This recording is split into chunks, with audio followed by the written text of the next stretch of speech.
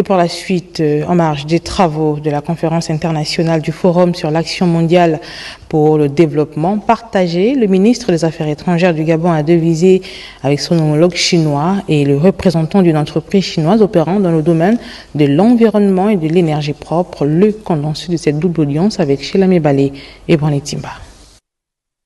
Michel Régis Onangandiaï, le ministre des Affaires étrangères du Gabon, a en marge de cette grande rencontre qui a vu la présence de plusieurs gouvernements et organismes internationaux échanger d'abord avec une multinationale spécialisée dans la protection de l'environnement et de l'énergie propre. Au menu de ces tête-à-tête avec ce groupe chinois, les questions liées à l'investissement dans leur domaine de prédilection.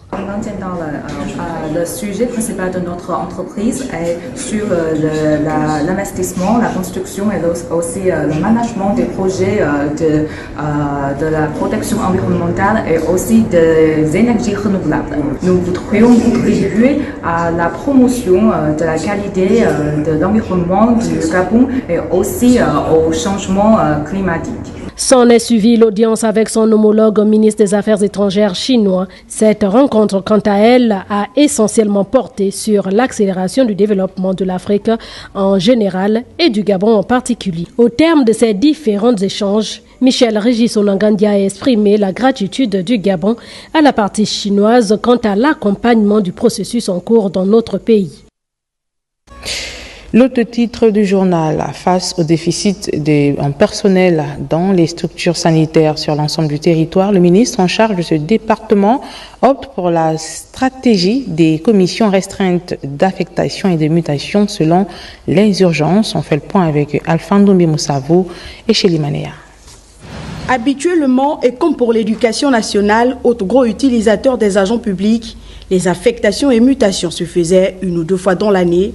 Face aux besoins constants des personnels dans les structures sanitaires sur le territoire national, le ministre de la Santé a adopté les stratégies des commissions restreintes au gré des urgences. C'est cette fréquence qui vient de justifier la 3e vague d'affectation et des mutations. Les derniers mouvements de personnel répondent à la nécessité clairement affichée par le chef de l'État, nécessité de faire en sorte que tout le pays soit mis sur le même pied d'égalité, parce qu'il y a un fossé qui s'était créé entre les structures hospitalières et donc celle de l'intérieur et celle de l'IGOS. La périodicité adoptée par le professeur Adrien Mougougou, dont le déploiement des personnels du ministère de la Santé est aussi la réponse aux instructions du président de la transition, régulièrement interpellé par les compatriotes qu'il rencontre à travers le pays sur le manque de certains spécialistes dans les hôpitaux.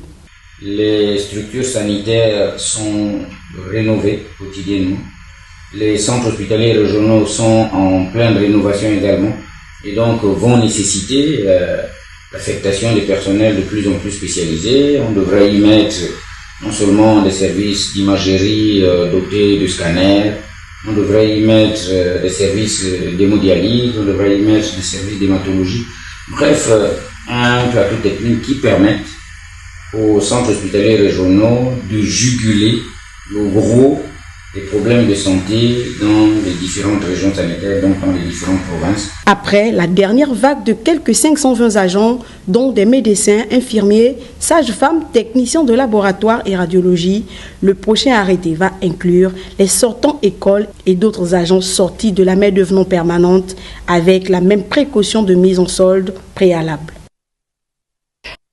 De son côté, son collègue en charge des sports et de la culture, Dr André-Jacques Augan, a reçu successivement le représentant d'une délégation d'architectes italiens et le maire de la commune d'Anagni en Italie. L'accompagnement de l'Organisation nationale des Nations unies pour l'éducation, la science et la culture et la construction d'un monument symbole du coup de libération était au centre des échanges. On fait le point avec Charles Ogola.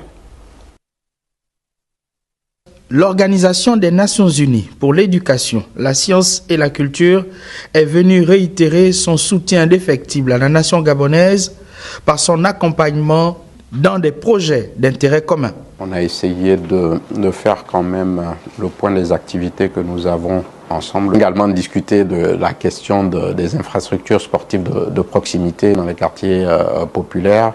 Il y a un projet qui tient vraiment à cœur à Monsieur le ministre, c'est le fait de pouvoir mettre à disposition des plateaux sportifs de proximité dans ces quartiers. Puis, un groupe d'architectes italiens, en collaboration avec la diaspora gabonaise européenne, souhaite ériger à Libreville une stèle pour marquer le coup de grâce du 30 août 2023. Ringraziamo per l'ospitalità, per la bellissima sorpresa che ça a été un grand plaisir de faire voir à Monsieur le ministre le projet, parce que déjà ce projet-là marque un moment très important pour le peuple gabonais et aussi pour nous ouvrir les portes pour que l'Italie puisse aussi apporter son édifice.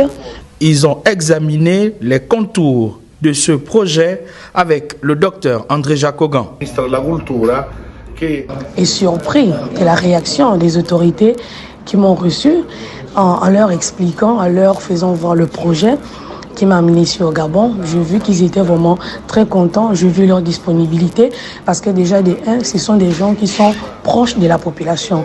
Le site retenu pour la matérialisation de cette esplanade dans la capitale gabonaise, le financement de ce projet ont également été abordés lors de cet échange. Le concours d'entrée à l'Institut des sciences et pour améliorer la vie scolaire et la qualité de l'éducation au sein des établissements du Gabon. La tutelle multiplie les séances de travail, à l'exemple de celles avec les partenaires sociaux. En toile de fond, les préparatifs des concours internes de l'ENI et l'ENES en marge de la réforme circulaire. Les détails avec Nathalie Oké et Jarmi Indo. Entre autres problèmes évoqués au cours des échanges avec Camélien Toutoum-Leclerc et les partenaires sociaux, la formation des 900 enseignants des sciences recrutés, le recyclage des enseignants bénévoles éligibles au concours interne de l'école normale des instituteurs, la réforme curriculaire au sein de l'ENES. 1523 enseignants bénévoles qui iront en formation l'épineuse question des enseignants de sciences. Je voudrais quand même reparler de la situation de l'école normale supérieure de Libreville. Les choses ne se déroulent pas de façon convenable à l'école normale supérieure. Il y a des dysfonctionnements au niveau des filières, des BTS, ce qui ne cadre pas du tout avec les objectifs de l'éducation nationale. Avec les syndicats du secteur éducation, la question des structures d'accueil et la prime d'éloignement des personnels exerçant à l'intérieur du pays n'était pas en reste. Une fois ils ont subi cette formation de 3 ans à l'ENEF, ils sortent avec un CAPEN en mathématiques, en français ou en EDM. Ensuite, ils reviennent sur le terrain pour enseigner à l'ENI. Ils exercent ce métier-là pendant 3 ans ou 5 ans. Ils repassent le concours maintenant pour sortir professeur plein. Or, ce que nous avons constaté tout à l'heure sur la planche, c'est que les concours pour ces filières-là n'avaient pas été retenus. Si on ne renouvelle pas cette classe, moi je vous dis déjà que je suis là depuis plus de 20 ans, il va falloir bien un jour que je parte. Il faut noter que les dates du 3 et du 4 août prochains ont été arrêtées pour la tenue des 10 concours internes de l'ENES et celui de l'ENI.